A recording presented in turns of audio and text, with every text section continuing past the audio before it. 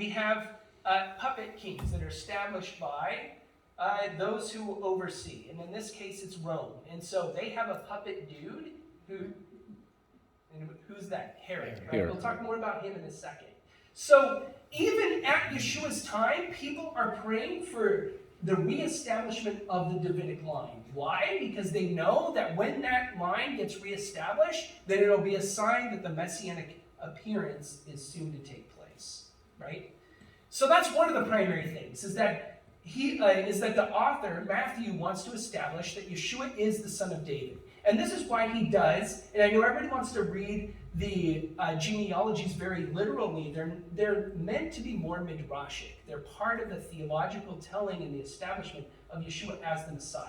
I'm not saying that the people in there are not incorrect, but in order to get 14, 14, 14, he has to leave some people out, right? Because he wants to tell a midrashic story. Why is 14, which appears over and over and over again, so important to Matthew? The name of David. It's the name of David, right? It's an acrostic. So if you're taking my Hebrew class, we haven't gotten to this part of the class yet, but you'll quickly learn that letters are also numbers. So Aleph is 1, Beit is 2, Gimel is 3, right? So Dalet is what? Aleph, Bet, Gimel, Dalet, 4. What is Vav? Aleph, Bet, Gimel, Dalet, Hey. Vav, right? 6. What's 4 plus 6 plus 4?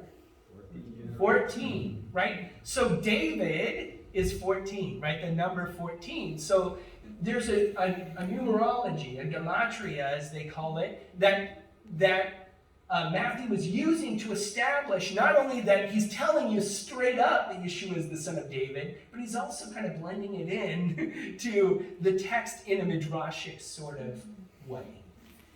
So that's what he's doing. He wants to, first of all, establish that Yeshua is this legitimate son of David and therefore has a right to messianic proclamation, right? That he has the chance to be the Messiah because he's descendant of David. But then he also does something else that only the Messiah is supposed to be. Is he wants to establish that this individual, Yeshua, is greater than Moses, right? That he is the prophet, the Deuteronomy said, will be like Moses, but will be even greater than Moses, and you're supposed to listen to him. All right? Is everybody tracking with me? So it's really important that the story that he tells about Yeshua, he makes sure that people understand parallels the life of Moses, right? That Yeshua is the prophet who's greater than Moses. But like Moses, is that just as the people cross the Red Sea, he gets immersed in the Jordan River. Just as Israel in their preparation spent 40 years in the desert, Yeshua also spends 40 days in the desert. And just as Torah was instruction, the word Torah means instruction, was given to us on Mount Sinai, Yeshua then goes up to a mountain and gives Torah. He gives instruction to the people. So there's a parallel that happens with Israel's experience and with Moses, right? So that Yeshua is this embodiment of both Moses and the entire Jewish people as a whole. That was a lot of background I didn't intend to get into, but, it's important to kind of set up Matthew because we're going through a whole cycle of Matthew. And one of the things I forgot to mention with the Chaye Yeshua cycle is that rather than following the weekly Torah portion, this week it happens to line up, with a similar theme, but instead of following the weekly Torah reading cycle, it follows the holiday cycle. And so, for example, we're going to see this line up then with during Hanukkah when we read about Yeshua's experience on Hanukkah, right? In, I believe it's John 10. Right? So that's the way that it connects with the holidays. But let's look at this week's reading from Matthew quickly. I'll try to get through this quickly. Because it makes sense to look at this given that we're moving into the holiday season and in which this story and this narrative is going to become a big part of the discussion of the next several weeks, right? And it began in Matthew chapter 2, verse 1, if you want to follow along. After Yeshua was born in Bethlehem, in the land of Judea, during the time when Herod was king, and Magi from the east came to Jerusalem. And they asked, "Where is the newborn king of the Jews? For we saw his star in the east and have come to worship him." So let's unpack this, because most of us are hearing it within this story, within the Christmas context, but I want to unpack it in its Jewish context. Now, we are told that Yeshua was born where? In Beit Lechem, right? In Bethlehem. What does Beit Lechem mean? What is Beit? House. What is Lechem? Bread. So it's the house of bread. It happened to be one of the main places where wheat and other kinds of grains are kind of centered in that part of Israel. They're growing it in other places. Beit Lechem is known as, ever hear this term bread basket? It's the bread basket. That's kind of what Bethlehem sort of represents, the bread basket for Israel. It supplies its bread. And it's an ancient town associated with the Davidic line. So the story is setting up, and when I say story, I don't mean that this is fake. I just mean that there's intentional telling of the story here, right? Because also, this has to go with the Davidic line idea, that if Yeshua is a descendant of David, he should be born in the city that's associated with David, Beit Lechem. And Bethlehem, it's interesting because it's only 5.5 miles from Jerusalem. So if you're in a high point in Jerusalem, you can see Bethlehem just right over the hill. This is part of Matthew setting up that Yeshua is a descendant of the line of David and therefore a candidate for being Messiah. And we also know that there's a prophecy, right, from Micah, that from you, Beit Lechem Ephrata, from you, Bethlehem of, I don't know what Ephrata is. What's the translation in English? I guess Ephrata. You, Bethlehem of Ephrata, from you, right, will come forth what we understand to be the Messiah. Now, it also tells us that Yeshua is born in Bethlehem in the land of Judea, and this is during the time when a certain figure named Herod was king. Now, this is Herod the Great, the one when most of us say Herod, we mean this Herod.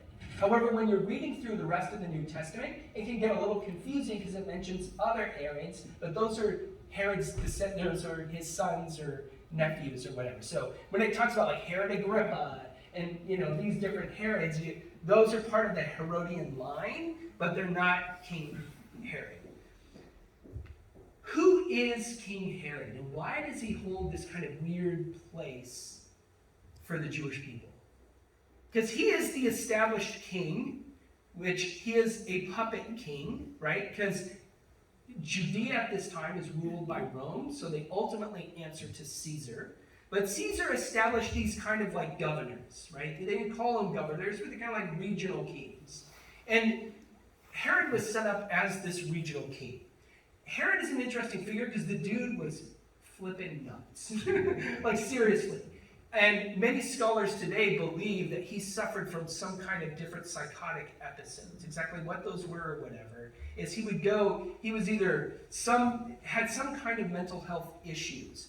And in addition to this, being a problematic figure, he's not a descendant of David, he's not part of the Hasmoneans, he's established as a king, but the people don't recognize him, and there's even tension with him as an individual and his line. Because what and who is Herod? Where is he from? Is he Jewish? Technically, yes. But he's an Idumean. He's part of the people group that if you go back into the book of Kings, that it's never a good idea to try to get people to convert by the sword. Right? It's like basically convert and believe in our God or we'll kill you. Because you're never going to get sincere, faithful proselytes, right? The Idumeans are a people group that when you go back in the book of Maccabees, I said Kings earlier, I meant the book of Maccabees. In the books of Maccabees is that there were different people groups that the Hasmoneans went to and said, convert to Judaism or we'll kill you, and the Idumeans were one of them. So the Idumeans convert to Judaism. So the Idumeans are Jewish according to Jewish law, but there's tension with them, like there is with the Samaritans, because they're really part of this other people group. It's not like an individual convert who joins the Jewish people. You don't connect them, to this whole people group. But the Idumeans do create tension for the Jewish people, because technically their religion is Jewish, but they're a different people group. They're the Idumeans. And so there is tension between the Jewish people and the Idumeans, and Herod is an Idumean. And by the way, Edom meaning should sound similar to Edom, right? The descendant of Esau, the Edomites. The Edomians are Edomites. They're descendants of Edom. And so there's this historic prophetic tension between these two peoples as well. It then goes on to tell us Magi from the east came to Jerusalem. Who the heck are the Magi, right? The word Magi comes from the Greek magos, which is from the old Persian margus. So these are magos is what it is in Greek, but we call them Magi. And the Magi were most likely Zoroastrian astronomers. So there's an ancient religion that still exists, believe it or not, primarily in Iran, but primarily from that area of Mesopotamia, called Zoroastrians. And when we lived in LA, there's actually a handful of Zoroastrian temples because it has such a huge Persian population. But the Zoroastrians, as a part of their religion, their priests paid particular attention to the stars and gained international reputation for astrology, which at that time, people really highly regarded as a science, right? Astrology was such a big deal that it's the most common floor mosaic of synagogues at that time, was the zodiac. Believe it or not, when you go to ancient synagogues, there's usually, the whole floor of the synagogue is a mosaic of the zodiac. And even, for example, in texts like in the Dead Sea Scrolls, there's scrolls that give you a Jewish interpretation of the zodiac. So people really cared about this stuff. And these Magi appear from, most likely, Iran, but it just tells us they're from the east, right? That they're not from Israel, they're from the east. And it's more likely that there's not just 3 of them, that there was probably a group of these people who came. Does anybody know why we have this tradition of only 3 Magi? We 3 kings of Orient, right? Are there only 3 gifts according to tradition? The gifts, right? The gold, frankincense, and myrrh. And if each one of them brought a gift, well, apparently there's only 3 of them, right? But it's completely, it's a guess, right? Mm-hmm. We make an assumption that there are only 3, but the reality is that, especially a group to come from that far, it was probably more than 3 of them. There was probably a group of them that came on this journey. And we continue in verse 3 in Matthew chapter 2, verse 3. When King Herod heard of this, he became very agitated, and so did everyone else in Jerusalem. And he called together the head Kohanim, the head priests, and the Torah teachers of the people, and he asked them, where will the Messiah be born? Right? There needed to be a discussion. These people said that the King of the Jews has been born, and he wants to know, where should we look? Right? He's really threatened by this idea that people have come so far away, influential people all the way from Mesopotamia, to look into this King of the Jews. And you got to remember, this dude is psychotic, right? And he is threatened. And by the way, it's not just about Yeshua. All throughout, we see the Herodian family always threatened by different people, right? This is why John the Immerser is beheaded, so many things, right? So he becomes paranoid. How dare anybody call themselves King of the Jews? Because I'm the King of the Jews. And he became agitated, and now he wants to find out, where should I begin to look? And we know what he ultimately does. He kills all the children within a certain age in order to try to destroy whoever this child is. So he asked, where will the Messiah be born? Verse 5, in Bethlehem, Yehuda, they replied, because the prophet wrote, and this is the prophecy from Micah, and you, Bethlehem, in the land of Yehuda, are by no means the least among the rulers of Judah. For from you will come a ruler who will shepherd my people Israel. So the Kohanim and the scribes, the Sophrim, they respond to Herod that based off of our discussions, it seems like the answer to your question is that the Messiah will be born in Bethlehem. And here's the reason in the prophecy of Micah. Now, who are the Kohanim, right? The Kohanim were mostly Sadducees. In Hebrew, or if you read Dr. Stern's translation, they call them the tzedukim, right? The righteous ones, from the Hebrew word tzedek, from righteous, tzedukim. And they were the aristocrats in Israel. And from the name we get of the Kohen Gadol, appointed by King Solomon of Zadok, right? So the descendants of these people, the Tzedukim, they're named after one of the high priests after Solomon, Zadok. So since then, those people who were either priests or associated with supporting the priesthood are called Tzedukim. And then it says that he also calls another group of teachers called the what? Perishim? No, the Torah teachers, the scribes. Right? Perishim. This is from the Greek word grammateus, which literally translates from the Hebrew word sofer, which has the literal meaning of a scribe. Hence why it is usually translated so in most English translations. It'll say the priests and the scribes, right? Some places will say Torah teachers. I don't necessarily, in the,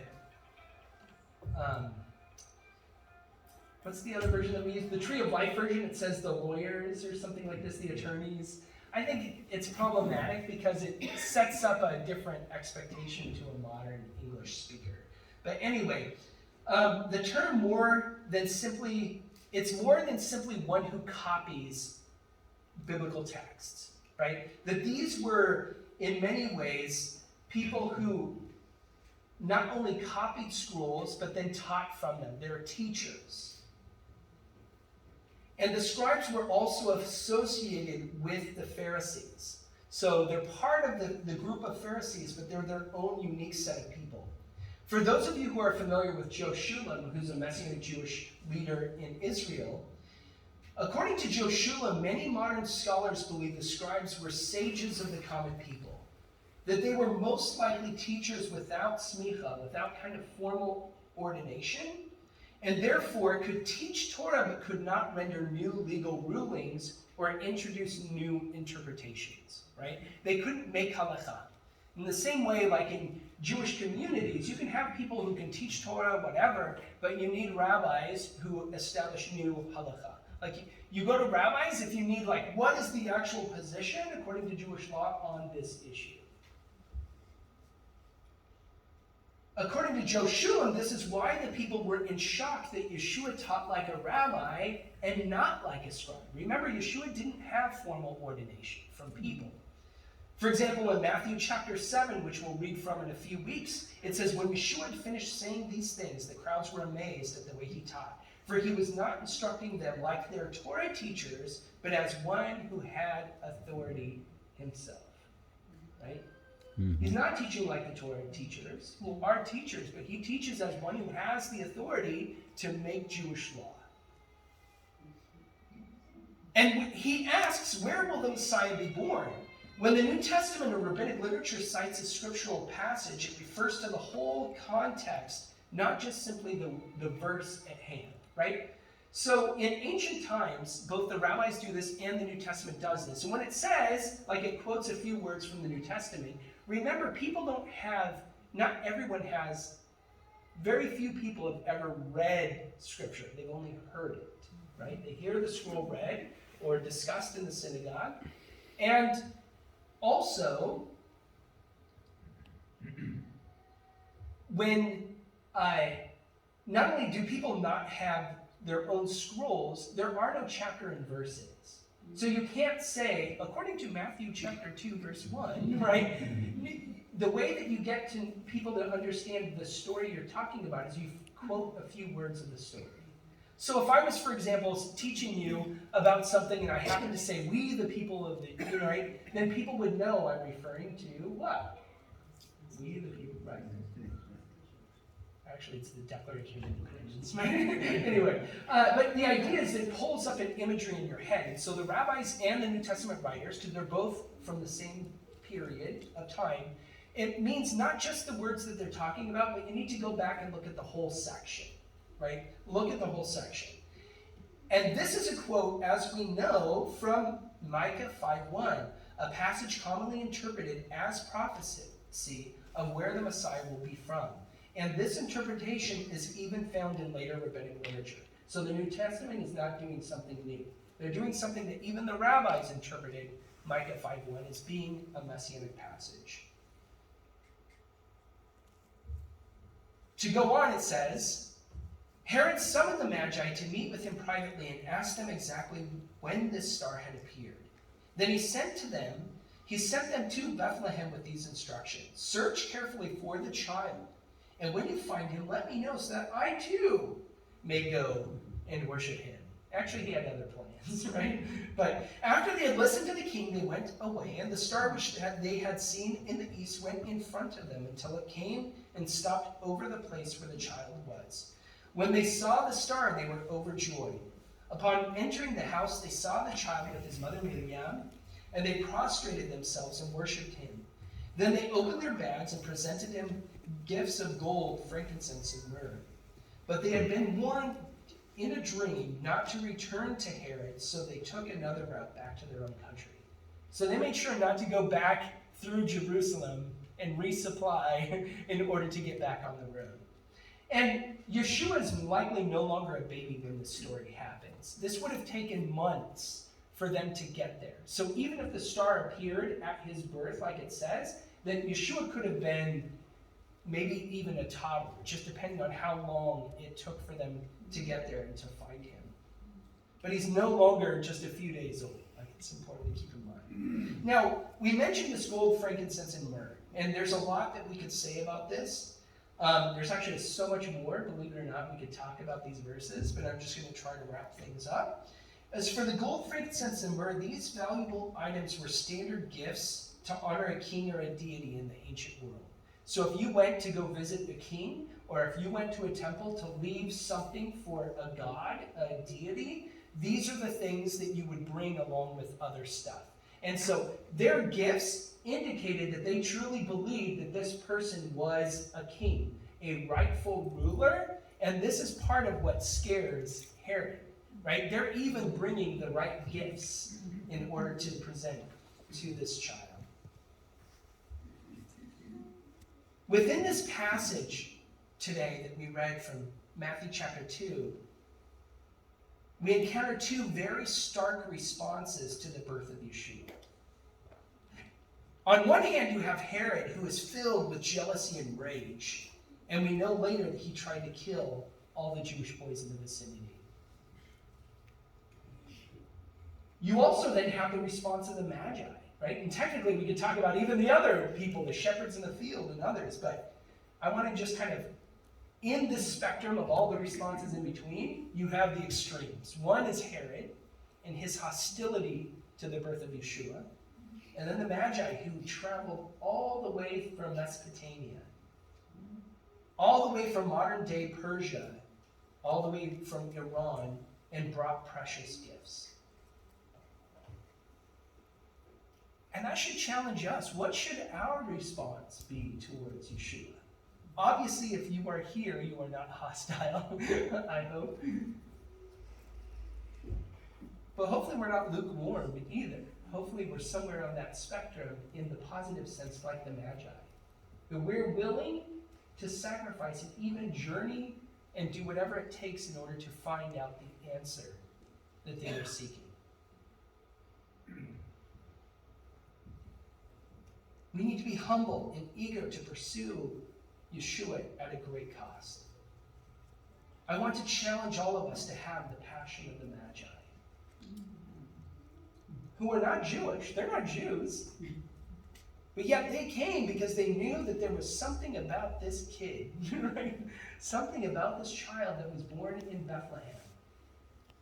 They also knew that he would be the King of the Jews, the rightful King of the Jews.